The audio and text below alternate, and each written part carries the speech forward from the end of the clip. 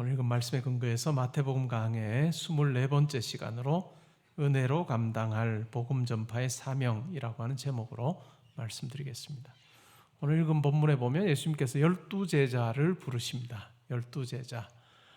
주일학교 때 성경학교 참석을 하셨던 분들은 아마 12제자 이름을 노래로 불렀던 기억이 날 거예요. 베드로, 안드레, 야고보, 요한, 빌립, 바돌로메, 도마, 마테, 야고보, 다데오, 시몬, 가룟 유다라고 하는 노래를 불렀던 기억이 저에게는 있습니다. 마태복음, 마가복음, 마태복음과 이렇게 누가복음인가요? 이 제자의 이름 순서가 조금 다르게 나오는데 아마 그 노래는 마태복음을 중심으로 해서 그렇게 가사를 만든 것 같습니다. 베드로와 안드레, 형제이면서 어부입니다. 야고보와 요한도 형제이면서 어부이지요.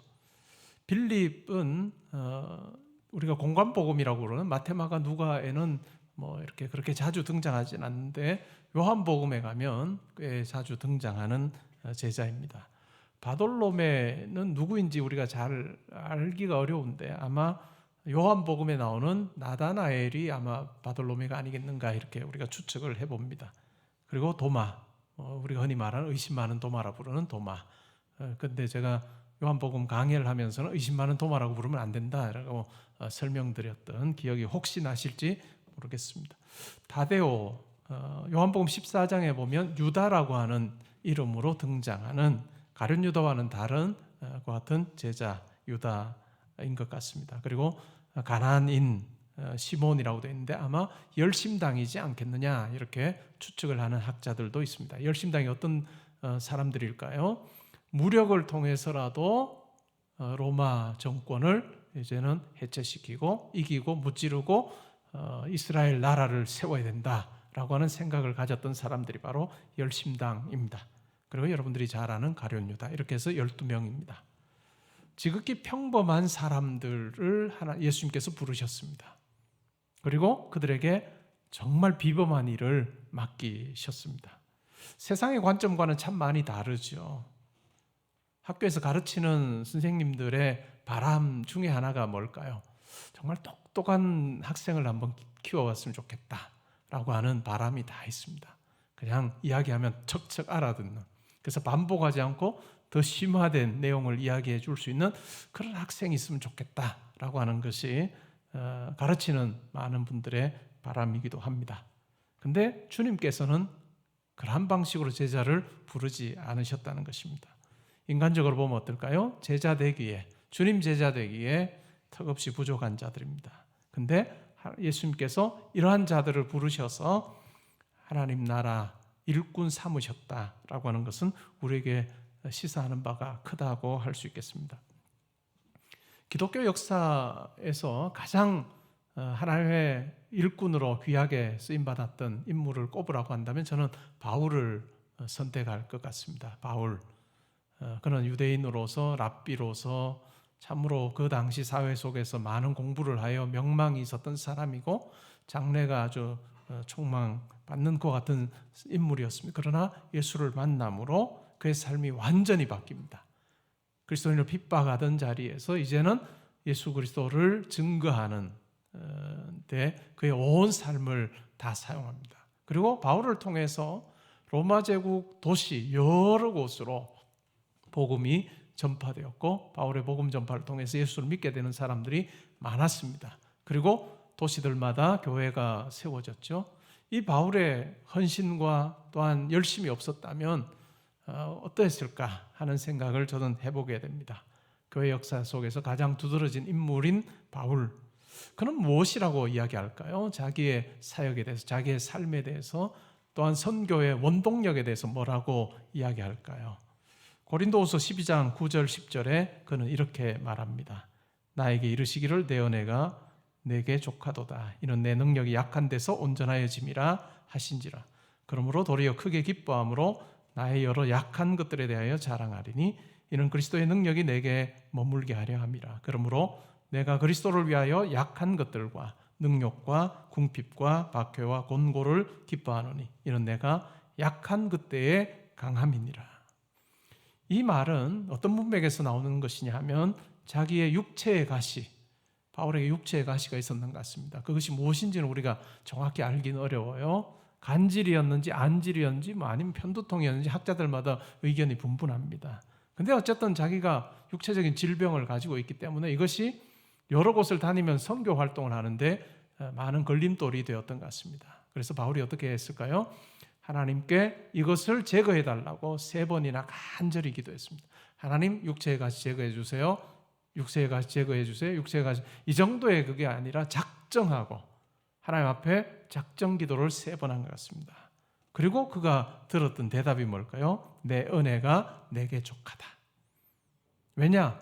내 능력이 약한 데서 온전해지기 때문이다. 육체의 가시를 그가 지니고 있기 때문에 오히려 더 하나님께 의존하고 성령님을 의지하는 삶을 살 수 있기 때문에 그것이 바로 은혜다라고 그렇게 말씀해 주고 있습니다. 그래서 이것을 깨닫고 나서 바울은 반항하지 않습니다. 하나님의 뜻을 알고 나서 제 생각과 달라요라고 하지 않고 바울은 즉각적으로 하나님의 말씀에 순종을 합니다. 그래서 어떻게 합니까?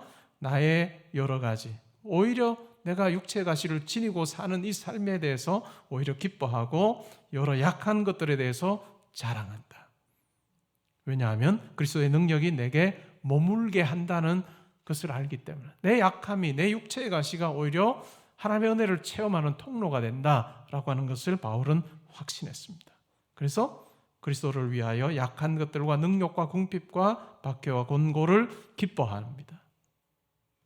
그러면서 아주 놀라운 선언을 합니다. 내가 약한 그때의 강함이라 라고 하는 놀라운 선언을 하고 있습니다. 하나님은 강한 자를 들어서 사용하지 않습니다. 이 세상은 강한 자를 통해서 뭔가를 일하려고 하는 그 같은 정서가 강합니다. 그러나 하나님은 강한 자를 들어서 사용하지 않습니다. 약한 자를 들어서 하나님 나라 일꾼 삼으시고 그를 준비시키시고 또한 그를 통해서 일하시는 모습을 우리가 볼 때가 많습니다. 왜 그러실까요? 세상적으로 강하다고 생각하면 그 속에 겸허함이 있기가 어렵습니다. 마음이 겸허하여서 정말 하나님의 그 일을 온전히 담아내기가 너무너무 어려운 것이 우리 인간의 본성이기 때문에 그렇습니다. 그렇기 때문에 약한 자를 들어서 강한 놀라운 하나님의 역사를 행하시는 분이 바로 하나님입니다. 우리가 이렇게 생각해 볼까요? 세상에서 정말 강하다고 생각하는 그 인물이 하나님 앞에서는 어떤 존재일까요? 하나님 앞에서 강할까요? 택도 없는 이야기겠죠. 세상에서 아무리 강하다고 해도 권세를 가지고 있고 부를 가지고 있고 말 한마디면 천하를 호령하는 그런 모습으로 산다 할지라도 하나님 앞에서는 아무것도 아닌 존재입니다. 그렇기 때문에 누구를 들어 사용할까요? 약한 자, 준비된 자를 사용하신다라고 하는 것을 우리는 예수님께서 12제자를 부르시는 이 장면을 통해서 확인합니다. 랍비 학교에 수석 졸업하는 자들 골라서 너 내 제자되라고 하지 않고 업으로 살든 세리로 살든 그 사회 속에서 별로 주목받지 못하는 자들을 부르셔서 정말 하나님 나라라고 하는 이 운동의 비범한 일을 감당하게 하셨다는 것을 우리가 기억할 필요가 있습니다. 오늘날 사회는 약점에 관심을 기울이지 않습니다. 강점에 대해서 이야기하는 문화가 팽배하고 있습니다. 대입이나 취업을 하려고 할 때 자기소개서를 적으라고 합니다. 근데 빠지지 않는 항목이 뭘까요? 당신의 약점이 뭐고 그것 어떻게 극복했는지 적어보라. 이 숙제 앞에 대학 입시를 놓고 또한 취업을 하고 하는 사람들이 다 엄청난 고민을 합니다. 내 약점을 그대로 노출하면 뽑아줄까? 안 뽑아줄 것 같아요. 그래서 어떻게 할까요? 약점인 것처럼 하나 다르게 보면 강점인 내용을 골라서 적습니다. 그것이 오늘날 문화를 그대로 반영하는 부분이라 할 수 있습니다. 약점을 포장하고 최대한 드러내지 않으려고 하는 그 같은 시대를 삽니다. 그런데 우리의 일상에서 삶에서 마주하는 그리고 그 안에서 느끼는 우리는 어떤가요? 두려움이 있습니다. 그리고 우리 자신이 얼마나 약하고 악한 존재인지를 우리는 확인합니다. 이기적인 자기의 모습을 발견하고 또 정죄 성향이 강하다는 걸 알고 유혹 앞에 무기력한 걸 알고요. 좌절하고 또 낮은 자존감으로 때로는 강한 것처럼 이야기하면서 낮은 자존감으로 한없이 무너지는 경험을 하는 것이 우리입니다. 그런데 이와 같은 경험을 하면서도 우리는 감춰야 되는 거예요. 그리고 심지어는 나를 중심으로 세상이 돌아가고 있다라고 그렇게 착각하기도 하는. 그래서 우리의 내면과 또한 외양이 너무너무 이 괴리가 큰 그 같은 삶을 우리는 살고 있습니다. 한 친구 둘이서 만났습니다. 그래서 한 친구가 다른 친구에게 이렇게 말합니다. 나는 이제 내게 대해서 말하는 거 지쳤어. 이제 너에 대해 이야기해보자 라고 하면서 이렇게 질문해요. 너는 나에 대해서 어떻게 생각해? 이게 에고로 가득 차 있는 우리 모습입니다. 나에 대해서 이제 말하는 거 지쳤고 너에 대해서 이야기해보자. 근데 너는 나에 대해서 어떻게 생각해? 라고 묻는, 정말 자기중심적으로 똘똘 뭉쳐서 사는 그 같은 모습, 이 자기중심성이라고 하는 것이 오히려 교만으로 나아가는 그런 모습을 우리가 경험합니다. 그런데 신앙은 달라요. 우리가 말씀을 읽을 때마다 우리가 말씀을 통해서 깨닫게 되는 이 신앙의 원리는 참 다릅니다. 시편 51편 10절에 보면 다윗이 이렇게 고백합니다. 하나님이여 내 속에 정한 마음을 창조하시고 내 안에 정직한 영을 새롭게 하소서. 이 고백은 그가 바세바와 간음한 후에 하나님께서 선지자 나단을 보내셔서 이 다윗의 죄에 대해서 지적을 하실 때 했던 반응입니다. 하나님이여 내 속에 정한 마음을 창조하시고 내 안에 정직한 영을 새롭게 해주십시오. 왕의 위치에서 그냥 자기를 정죄하는, 자기의 죄를 덜추어내는 이 선지자를 죽일 수도 있는 거였지만 그는 그렇게 하지 않습니다. 하나님께서 보내신 자라고 생각을 하고 겸손하게 자기의 허물을 하나님 앞에 내려놓습니다. 그리고 하나님의 용서를 구합니다. 그럴 때 그는 더 깊은 신앙으로 나아갈 수 있었다는 것을 우리는 알게 됩니다. 신앙은 약함의 고백으로부터 생깁니다. 신앙은 결코 우리가 강한 자리에 있을 때 신앙이 자라는 일은 정말 드물어요. 우리의 약함 가운데, 우리가 약함으로 인해서 하나님을 더욱더 의지하는 그 자리에 하나님을 향한 믿음이 커지고 또 하나님의 뜻이 무엇인지를 깨닫게 되는 여지가 생긴다는 것 우리가 기억할 필요가 있습니다. 그러기에 여러분의 약함의 그 자리 가지고 하나님께 나아가 엎드리시기 바랍니다. 그때 하나님께서 여러분들을 만나 주실 것이고 준비시키시고 하나님의 자녀답게 이 땅에서 살 수 있는 힘을 허락하여 주실 것입니다. 그러기에 우리 성도의 삶은 뭘까요? 자랑할 것이 하나도 없는 삶입니다. 바울이 고백하기를 내가 내 약한 것을 자랑하리라 라고 그렇게 이야기하는 거예요. 이 약한 것 자랑하는 속에 하나님의 강함이 드러나기 때문에 자기의 인생을 더듬어 보면서 이 고백을 하고 있습니다. 우리 성도도 마찬가지입니다. 주 안에서 그리스도를 만난 성도라고 한다면 큰 소리 칠 존재가 아무도 없다는 것을 우리는 고백할 수밖에 없습니다. 나의 나된 것은 다 주님의 은혜입니다 라고 하는 그 마음으로 감사 외에는 우리가 달리 하나님께 드릴 것이 없다라고 하는 것을 고백하는 것, 그것이 바로 하나님 나라 일꾼의 공통된 특징이라 할 수 있습니다. 이렇게 12제자를 부르셔서 이제는 파송하십니다. 준비시키시고 보내시죠.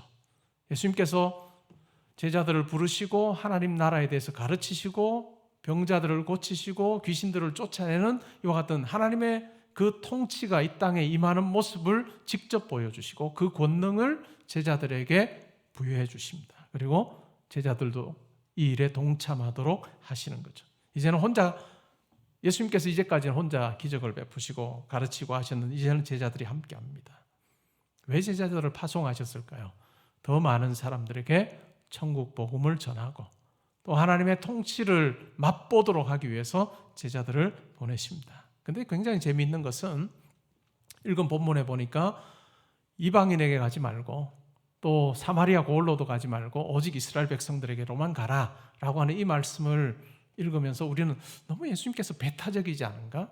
라고 하는 생각을 하기도 합니다. 그러나 예수님께서 이 말씀을 하신 의도는 이방인이나 사마리아인에게 관심 가지지 말라라고 하는 것이 아니라 이 천국 복음을 그 당시에 가장 잘 들을 수 있는 사람들, 준비된 사람들이 누굴까요? 유대인들이에요. 이스라엘 백성들입니다. 구약 성경을 알고 있고 메시아 대망 사상을 가지고 있었던 그들에게 예수께서 바로 메시아이시고 예수를 통해서 천국 복음이 선포된다라고 하는 것을 전할 때 가장 효과적이기 때문에 예수님께서는 전략적으로 유대인들에게 먼저 복음 전하라라고 이야기합니다. 그리고 나서는 사마리아인 또한 이방인들에게도 복음 전하게 하시죠. 여러분, 이 마태복음 28장 마지막 지상명령이라고 하는 그 내용을 우리는 잘 알고 있습니다. 너희는 세계 만국의 세계 열방의 모든 사람들에게 가서 제자 삼고 그들을 천국 백성 삼으라라고 하는 명령을 주셨던 것을 우리가 기억을 해보면 이것은 배타적인 말씀이 아니라 전략적으로 그렇게 선교의 어떤 단계, 전도의 단계를 말씀한 것이라고 우리가 생각을 할 수 있습니다. 제자들이 해야 할 일 뭘까요? 예수님께서 하셨던 일을 그대로 하는 겁니다. 천국이 가까웠다라고 하여서 회개케 하고 또한 천국 복음을 받아들이게 하는 것, 그리고 더러운 귀신을 쫓아내고 병자를 낫게 하는 그와 같은 일을 감당을 했습니다. 이 부분에서 중요한 게 뭘까요? 이제는 제자에서 사도로 바뀌는 거예요. 마태복음에 보면 이 12제자를 이야기하면서 사도라는 표현을 씁니다. 제자는 어떤 의미일까요? 배우는 사람이에요. 근데 사도는 어떨까요? 보냄을 받은 사람입니다. 사도라는 말 자체가 보냄받은 자라고 하는 말이에요. 그래서 제자에게 있어서 그냥 배우는 데만 그치지 않고 이제는 가서 배운 대로 행하는 그 사명이 그들 가운데 주어졌습니다. 여러분, 오늘 읽은 본문에서 이 제자들 어떤 마음이었을까요? 어떤 심정이었을까요? 두려움도 있고 설렘도 있었을 거예요. 처음 하는 일이에요. 귀신을 쫓아내 본 적도 없고 복음을 직접 가르쳐 본 적도 없는 견습생으로 살던 사람이 이제는 책임지고 뭔가를 처음 해봐야 되는 그날 설렘도 있고 두려움도 있었을 것입니다. 여러분의 삶에도 마찬가지일 거예요. 어떤 일을 할 때 아니면 신앙의 어떤 일을 할 때 처음 그 설렘과 두려움이 있었던 그 시간들이 있을 것입니다. 아마 제자들도 그러했던 것 같습니다. 저는 미국에서 운전면허증을 땄는데 처음 고속도로에 차를 몰고 나간 날을 아직도 기억을 합니다. 저는 보스턴에 살았고 제가 사역했던 교회는 뉴욕 쪽으로 아래로 한 2시간 정도 떨어진 하트포드라고 하는 지역에 있는 교회였습니다. 그러니까 주말이 되면 이제 운전을 해서 가야 되는 거죠. 보통 80마일, 90마일 많이 그 정도 달리면 70마일, 80마일 이렇게 달렸던 것 같아요. 근데 저는 첫날은 제가 최대한으로 낼 수 있었던 속도는 50마일이었습니다. 고속도로에서 50마일 어느 차선 타고 갔을까요? 제일 우측 차선에 50마일로 달리는데 얼마나 속도감이 느껴지는지요. 80km예요. 그렇죠? 1.6 곱하면 되니까 80km 달리는데 야, 이렇게 내가 운전을 앞으로 할 수 있을까 하는 생각. 그래서 한 30분 몰고 가서 휴게소로 들어가면서 정말 손에 막 땀이 났던 그날을 기억을 합니다. 제자들도 아마 그러하지 않았을까라고 하는 생각이 듭니다. 근데 하나님께서 그와 같은 제자들을 들어서 하나님 나라의 놀라운 일꾼으로 삼으셨다는, 그건 제자들의 어떤 자람이 아니고 익숙해짐이 아니라 하나님의 역사하심이 있었다라고 하는 것을 우리가 기억할 필요가 있죠. 그러한 하나님의 손길이 우리에게도 여전히 머물러 있다 하는 것을 우리가 기억하면 좋을 것 같습니다. 제자들에게 요구된 삶이 뭘까요? 가지지 말아야 될 건 뭘까요? 양식이나 배낭이나 돈이나 더 나은 집 찾지 말아야 된다라고 말씀합니다. 그리고 가져야 될 게 뭘까요? 권능입니다. 하나님 나라의 능력을 소유하고 예수께서 하셨던 것처럼 천국 복음을 담대히 전하고 또 병자를 고치고 귀신을 쫓아내는 그 사역을 감당하도록 하셨다는 것 우리가 기억할 필요가 있습니다. 우리에게 한번 적용해 볼까요? 우리에게 적용을 해보면 우리 또한 예수 믿는 제자로 또한 사도로 부름을 받았습니다. 오늘날 사도의 계보를 읽는데 그 계보 속에 나다 이런 이야기하면 이단이에요. 그러나 우리 각자에게 포괄적으로 넓은 의미에서 우리는 사도로 부름을 받았습니다. 이 제자에게는 부르심이 중요했다면 사도에게는 보내심이라고 하는 것이 중요하죠. 이 부르심과 보내심, 다른 단어로 설명하면 뭘까요? 은혜와 사명이라고 하는 단어로 설명할 수 있습니다. 우리 신앙생활의 수레에 두 바퀴가 있습니다. 뭘까요? 은혜와 사명이라고 하는, 부르심과 보내심이라고 하는 이 두 바퀴가 정말 균형을 잘 이룰 때 우리의 신앙생활의 수레는 정말 하나님께서 원하시는 대로 잘 굴러갈 거예요. 은혜의 바퀴는 크고 사명의 바퀴가 작으면 어떨까요? 앞으로 못 나갈 거예요. 그냥 뱅글뱅글 돌 거예요.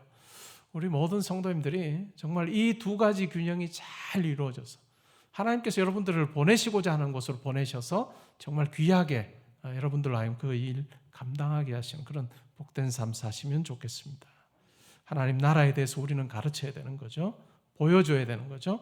우리의 정체성은 하나님 나라, 이 하늘나라의 시민권자다고 하는 것, 그것이 중요합니다. 빌립보서 3장 20절에 보면 바울이 이렇게 말합니다. 그러나 우리의 시민권은 하늘에 있는지라 거기로부터 구원하는 자, 곧 주 예수 그리스도를 기다린다라고 하는 이야기를 합니다. 우리가 오늘 인사를 나눴죠.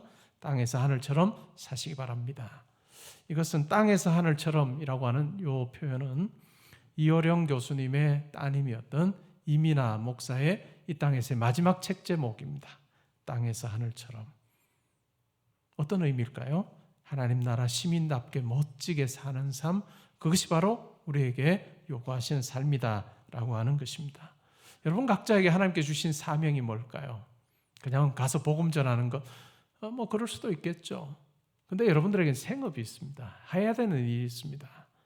정말 풀타임 사역자로 부름받은 사람들도 있지만 대체로는 여러분의 각자의 삶의 자리에서 내가 어떻게 하늘 백성으로 살 것인가 고민하는 것이 더 중요해 보입니다. 근데 공통된 부분이 있어요. 그게 뭘까요? 우리가 풀타임 사역자로 부름받았던 아니면 여러분 각자의 삶의 자리의 사역자로 부름받았던 공통점이 있다면 그것은 바로 다른 사람을 위한 삶이라는 것입니다. 다른 사람을 위한 삶으로 우리가 부름받았고 우리의 사명은 반드시 그것과 관련이 있다라고 하는 것입니다. 이 땅의 삶의 원리 뭘까요? 탐욕과 성취욕과 질투와 분노와 교만, 자기에게 집착하는 삶을 이 땅의 사람들은 삽니다. 근데 사명자, 하늘나라 백성으로 사는 그 사명자의 모습은요, 내가 예수 잘 믿어서 내가 부자 되고, 내가 예수 잘 믿어서 건강하고, 내가 예수 잘 믿어서 뭐 떵떵거리며 사는 그런 모습과는 다른 거예요. 하나님께서 내게 주신 그 은혜를 통해서 내가 어떻게 다른 사람을 기쁘게 할 건가? 구약의 성경을 요약하면 하나님 사랑과 이웃 사랑인데 내가 어떻게 하나님을 사랑하고 또 하나님의 사랑을 받은 자답게 이웃을 사랑하며 살 것인가? 이것이 우리의 사명의 내용이 되어야 될 겁니다. 괴테가 1797년에 발표한 발라드 시죠. 마법사의 제자라고 하는 시가 있습니다. 내용은 이렇습니다. 마법사가 여행을 떠났습니다. 그리고 제자에게 임무를 맡깁니다. 임무 중에 하나가 마법사의 성의 지하에 있는 마법의 욕조에 물을 채우라라고 하는 임무를 맡겼습니다. 근데 이 제자는 굉장히 게으름을 피우는 제자였습니다. 이제는 마법사도 없어요. 근데 강까지 가서 양동이에 물을 담아서 지하실로 가서 욕조에 물을 채우는 건 이건 보통 일이 아닙니다. 힘든 일이죠. 그래서 꾀를 냅니다. 어떻게 할까요? 마법사가 없는 틈을 타서 빗자루에 주문을 겁니다. 그러자 빗자루가 움직여요. 양동이를 가지고 가서 저기 멀리 있는 강에 가서 강물을 퍼와서 마법사의 성 지하에 있는 마법 욕조에 물을 채우는 거예요. 자기는 가만히 그냥 보고만 있으면 되는 거예요. 얼마나 신났겠어요? 자기는 뭐 손 하나 까딱하지 않고 지금 빗자루가 다 해주는데 물이 점점 욕조에 차고 있습니다. 근데 문제가 생깁니다. 뭔 문제일까요? 빗자루를 움직이게 하는 것까지는 했는데 그만 멈추게 하는 이 주문을 모르는 거예요. 그래서 이제 물이 점점 차오르자 어떻게 합니까? 자기가 가지고 있던 도끼를 가지고 빗자루를 그냥 산산조각을 냅니다.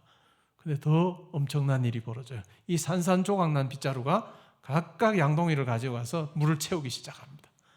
엄청난 속도로 막 물이 막 불어나죠. 난리가 났습니다. 자기도 죽을 지경에 이르렀을 때 마법사가 돌아와서 사태를 해결한다 하는 내용이 바로 이 괴테의 마법사의 제자라고 하는 시의 내용입니다. 이 이야기 속에 우리는 현대인의 모습을 발견합니다. 소유를 통해 만족하려고 하는 탐욕과 성취욕과 질투와 분노와 교만. 그러나 그 속에는 만족함이 없다는 것입니다.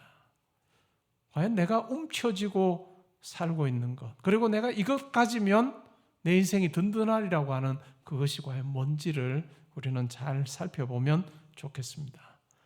예수님께서 제자들에게 주신 그 권능이 뭘까요? 귀신 쫓는 능력인데, 물론 저는 오늘날도 하나님께서 특정한 사람들에게 귀신을 쫓는 능력을 주셨다고 저는 믿습니다. 그리고 병자를 고치는 은사를 주셨다고 믿습니다. 그러나 모든 사람에게 다 이와 같은 은사를 활용하게끔 하시지는 않으실 거예요. 그러면 예수님께서 주신 이 권능, 우리의 삶에서 어떻게 생각해 볼 수 있을까요?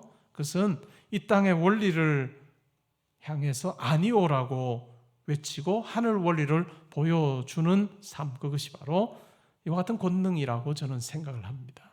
귀신 쫓는 능력, 그것이 어찌 보면 귀신의 통치 아래서 하나님의 형상을 잃어버린 채 살고 있는, 자기 도취 가운데 오히려 만족하지 못하고 사는 그들에게 참된 기쁨이 뭔지, 참된 만족이 무엇인지를 우리의 삶을 통해 소개하고 보여주는 삶, 그것이 바로 우리에게 허락된 삶이라 할 수 있습니다.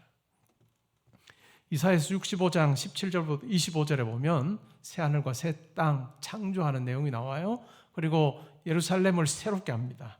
그래서 이 예루살렘이 기쁨의 성이 되게 합니다. 우는 소리가 없습니다. 고가는 소리가 없습니다. 그 안에 사는 사람들이 다 오래 삽니다. 그리고 집을 짓고 포도원을 가꾸고 하는데 다 자기 손이 수고한 대로 다 먹습니다. 여러분, 우리가 구약 성경을 읽으면서 특이한 표현 중에 하나 이런 게 있어요. 하나님께서 진노하시고 하나님께서 징계하실 때 너희들이 수고한 것 다른 사람이 가져가서 자기 걸 가져갈 거다, 이렇게 하는 표현이 있죠. 근데 이 새롭게 된 새하늘과 새 땅 예루살렘에서의 삶은 너희가 수고한 대로 다 너희가 먹을 것이고 누릴 거다라고 하는 내용이 나와요. 집 짓고 포도원 가꾸는, 집 지어서 자기가 사는 거고 포도원 가꾸어서 그 소출을 자기가 누리는 겁니다. 그러면서 이런 말이 나옵니다. 65장 25절에 이리와 어린 양이 함께 먹을 것이며 사자가 소처럼 짚을 먹을 것이며 뱀은 흙을 양식으로 삼을 것이니 나의 성산에서는 해함도 없겠고 상함도 없으리라. 여호와께서 말씀하시니라. 천국에서의 삶을 아주 일상의 삶으로 묘사하고 있다는 것, 우리는 생각해 볼 필요가 있습니다. 천국에서의 그 아름다운 천국 백성의 삶을 우리 땅에서의 일상을 가지고 묘사하고 있다는 것 중요합니다. 다른 의미로 생각해 보면 뭘까요? 우리가 천국 백성으로 우리가 이 땅에 산다는 것, 그것은 하늘과 땅 사이의 삶이라 할 수 있습니다. 그리고 하나님의 일하심과 인간의 행동 사이에 위치한 삶이라 할 수 있고, 또한 소망과 구체적인 실천 사이에 놓여 있는 삶이라 할 수 있습니다. 우리가 천국에서의 삶 다 알지 못합니다. 성경을 통해서 언뜻 보이는 그 영광스러움만 우리는 알 뿐입니다. 근데 그 영광, 미래의 영광과 우리의 일상의 현재라고 하는 사이 속에서 어떻게 연결고리를 찾으며 사는가라고 하는 것이 중요하다는 것입니다. 일상에서 천국 백성다운 삶을 사는 그것이 바로 우리에게 요구되는 제자의 삶이요 사도의 삶이라는 것 기억하면 좋겠습니다. 그리스도의 통치가 다른 어떤 곳에서 이루어지는 것이 아니라 내 삶의 자리에서 이루어진다는 것, 그렇기 때문에 일상 속에 하나님의 뜻을 담아내는 것, 그것이 중요합니다. 로마서 14장 17절에 보면 하나님 나라는 먹는 것과 마시는 것이 아니요 오직 성령 안에 있는 의와 평강과 희락이다 라고 이야기합니다. 먹고 마시는 데 있지 않고 의와 평강과 희락, 우리의 삶의 자리에서 의와 평강과 희락을 누리고 나누고 전하는 삶, 그것이 바로 우리에게 부여된 삶이라는 것을 기억할 필요가 있습니다. 우리의 삶의 자리에서 더불어 일하는 사람들, 또 함께 삶을 나누는 사람들이 이 세상의 원리를 따르면 어떨까요? 내가 잘 이용하면 내가 더 편할 수 있는, 내 인생의 도구가 될 수 있는 사람들, 내가 그 사람들을 더 잘 활용하면 내가 더 돈을 모을 수 있는 그런 대상으로 사람들을 봅니다. 그러나 천국 백성으로 일상에서 누군가를 대하고 만난다는 그런 차원이 아니에요. 내가 누리는 이 기쁨을, 평강과 의와 희락을 함께 나눌 존재로 하나님께서 나에게 만나게 하셨다는 것 기억하는 것이 참 중요합니다. 기사를 보았습니다. 오랫동안 연구한 1930년대부터 연구를 해서 한 85년 정도 쭉 추적 연구를 한 거예요. 우리나라보다는 미국이나 외국은 이러한 연구를 더 일찍 시작을 했죠. 그러면서 행복이라고 하는 것을 살펴봤습니다. 사람들이 어떤 때 행복해야 하는가? 뭐 여러 가지 항목이 있었겠죠. 그러면서 사람들이 은퇴를 하고 나서 행복을 어떤 것에서 느끼는가 하는 질문도 했습니다. 은퇴한다는 건 어떤 걸까요? 일을 그만두는 거죠. 일 그 현장에서 떠나는 것입니다. 근데 일만 떠나는 게 아니고 어떤 걸까요? 사람도 함께 떠나는 거예요. 그렇죠? 일하면서 만났던 많은 사람들과의 그 네트워크가 더 이상 이제는 가동되지 않는 것, 그것이 은퇴라고 하는 것입니다. 그러니까 은퇴를 준비하면서는 물질도 준비하는 것도 중요하고 사람도 준비해야 된다 하는 이야기 여러분 들어서 잘 아실 겁니다. 그 연구에서도 그렇게 이야기합니다. 은퇴 이후 행복하기 위해서는 사람을 잘 준비해 둬야 된다. 우리가 만나는 사람들, 그 사람들과의 관계가 우리의 삶을 더 풍성하게 할 것입니다. 그런데 때로는 우리가 만나는 사람들 수많은 씨앗이라고 생각을 해보면 어떨까요? 때로는 우리의 욕심으로 인해서 우리의 어떤 또 좋지 않은 그 마음으로 인해서 이 씨앗을 그냥 다 삶아버리는 거예요. 내 원하는 대로 다 행동하면서 이 정말 싹이 나고 꽃이 피고 열매를 맺어야 되는 씨앗 하나하나 한 사람 한 사람과의 관계를 그냥 다 내 욕심 이기적인 것 가지고 정말 다 펄펄 끓는 물에 그냥 씨앗 삶아버리는 것처럼 돼서 나에게는 그 사람이 도무지 싹이 피거나 또 잎이 나거나 뭐 열매가 맺을 수 없는 그런 어떤 죽은 씨앗이 돼버리는 그러한 관계들이 우리 가운데 있지 않은가. 하나님께서 우리에게 그러한 삶의 방식을 요구하시는 것이 아니라 우리가 만나는 사람에게 정말 천국의 그 영광스러움과 기쁨과 그 평강을 맛보게 하는 삶, 그리고 우리에게 주어진 사명은 그 사람들이 우리로 인해서 즐거워하게 하는, 기뻐하게 하고 정말 더 나아가서 믿지 않는 분이라면 우리가 그런 모습을 사는 것을 보면서 정말 하나님이 어떤 분이신가, 천국이 어떤 곳일까 궁금해하게 하는 그것이 바로 저와 여러분의 사명이라 할 것입니다. 사랑하는 성도님 여러분, 우리에게 주어진 이 땅에서의 삶, 사명을 세상의 원리 따라서 나를 위해 움켜쥐지 말고 나누고 또 함께 많은 사람과 더불어 살아가는 그러한 삶을 살면 좋겠습니다. 그럴 때 우리 인생의 시간이 지날수록 더 많은 사람들이 더불어 하나님을 노래하고 우리와 함께 인생을 즐기는 것, 또한 사는 것을 기뻐하는 자들이 더 많이 생기는, 정말 끌어당기는 힘이 있는, 매력 있는 그 같은 삶을 사는 우리 성도님들 되시기를 주님의 이름으로 축복합니다. 아멘.